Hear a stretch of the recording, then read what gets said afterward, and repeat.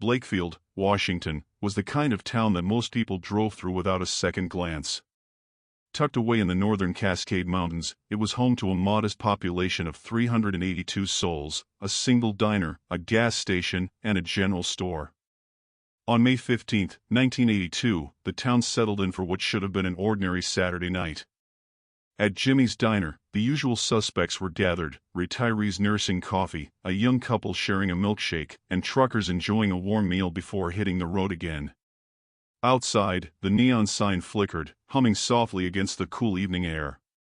But then the fog rolled in. It wasn't unusual for the Cascades to be cloaked in mist, but this fog was different. It moved unnaturally fast, a dense, almost opaque wall of gray that swallowed the town whole. The streetlights dimmed as though the fog consumed their glow, and the world grew eerily quiet. Even the ever-present chirping of crickets fell silent. By 9:15 p.m., the fog had enveloped Blakefield completely. Sheriff Ed Carver sat in his office, flipping through a week-old Seattle Times. He didn't expect much trouble that night. Blakefield was as sleepy as it got. Then the phone rang. "Sheriff's office," Ed answered, his tone bored. A frantic voice replied, barely coherent. "Sheriff. It's Ruth. Something's wrong with the fog. It's at my window. My son." The line went dead.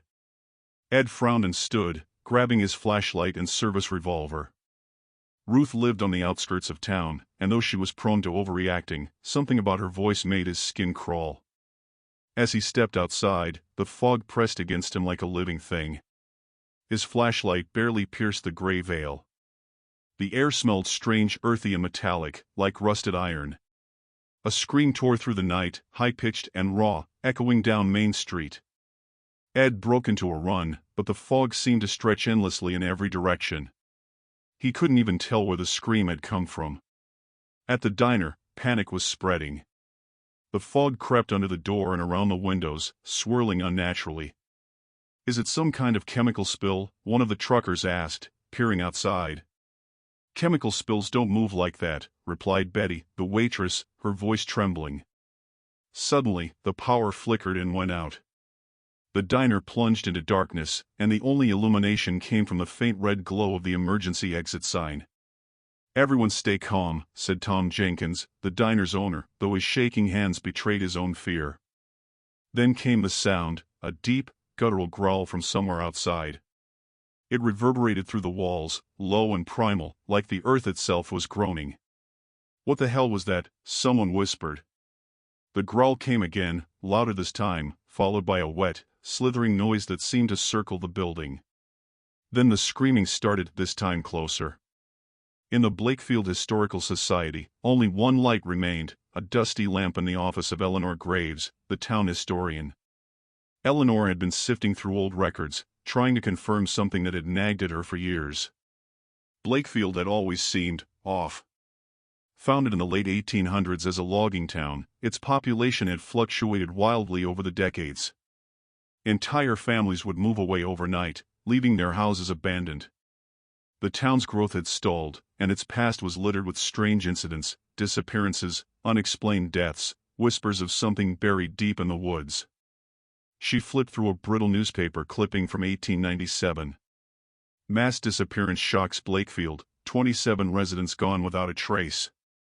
Then another from 1923, "Fog blamed for fatal accident, 15 dead." Her hands trembled as she turned the pages. The incidents all shared one detail: the fog. As she pieced it together, a low rumble shook the building, and the lights flickered. The fog seeped under the door, curling like fingers around her ankles. Eleanor gasped, stumbling backward as a cold, rasping voice whispered in her ear. "You should not have looked." Sheriff Carver reached Ruth's house only to find the door hanging open, swinging gently in the wind.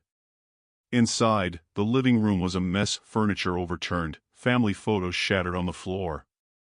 A trail of blood led up the stairs. "Ruth," he called, his voice shaky. The only response was the groan of the house settling. He followed the blood trail to a bedroom, where the window was shattered outward, glass scattered across the floor. Whatever had happened, it seemed Ruth's son had been pulled through the window and into the fog. Then he saw it. Outside, something enormous moved through the gray haze. It was impossible to make out details, but the shape was wrong, twisted and unnatural, with too many limbs that moved in jerky, alien motions. Its shadow stretched across the snow-covered lawn, and Ed froze as one massive, glowing eye turned toward him. The sheriff fired his revolver, the shots echoing uselessly in the fog. The creature didn't even flinch. It moved closer, its hulking form bending unnaturally as it reached for the house. Ed stumbled backward, tripping over a chair as the beast's claws tore through the wall like it was paper. By midnight, the fog had become an impenetrable shroud. Residents who hadn't already fled barricaded themselves in their homes, but the fog seeped through every crack and crevice. At the general store, old Joe Haskins and his wife prayed together, clutching a Bible as the sounds of carnage filled the air. The growling, the wet thuds of something heavy moving through the streets, the screams that cut off too abruptly. "We have to get out of here," Joe whispered, but when he looked outside, there was no longer a road. The fog had consumed everything beyond the parking lot. In the diner, Betty clutched Tom's arm as the windows buckled inward. A shadow passed outside, massive and formless, leaving frost on the glass. "It's the end," Betty whispered. "No," Tom said, though his voice wavered. "Something's doing this." Something from the woods. Eleanor Graves pieced it together as the fog reached her office, curling around her desk like a predator toying with its prey. The old journal she had read spoke of a pact made by the town's founders, a desperate bargain to ensure their survival during a harsh winter. They had called upon something ancient, something that dwelled deep in the Cascade Mountains. In exchange for prosperity, the founders had promised sacrifices once every 50 years. But the bargain had been broken decades ago. The town grew complacent, the stories dismissed as folklore. Now, the entity had returned to collect its due. As the fog closed in, Eleanor whispered a prayer. By 3 a.m., Blakefield was silent. The fog no longer swirled, it hung thick and still, like a suffocating blanket. Sheriff Carver, bloodied and limping, wandered through the streets, calling out names. He found no one, only empty cars and houses. The diner was deserted, the general store a wreck. And then he saw the church. The building stood untouched, its steeple rising defiantly above the fog. Ed pushed open the doors to find a single figure inside, Eleanor Graves. "It's over," she said, her voice hollow. "The town is gone." "What do you mean, gone?" Ed demanded. She turned to him, her eyes filled with tears. "Blakefield broke its promise. Now it's been erased." Before Ed could respond, the fog surged into the church. Eleanor screamed as it engulfed her, her body dissolving into mist. Ed fired his revolver until it clicked empty, but the fog swallowed him, too. When dawn broke over the northern Cascades, the fog had lifted. But where Blakefield once stood, there was nothing but forest. No roads, no buildings, no sign that a town had ever existed.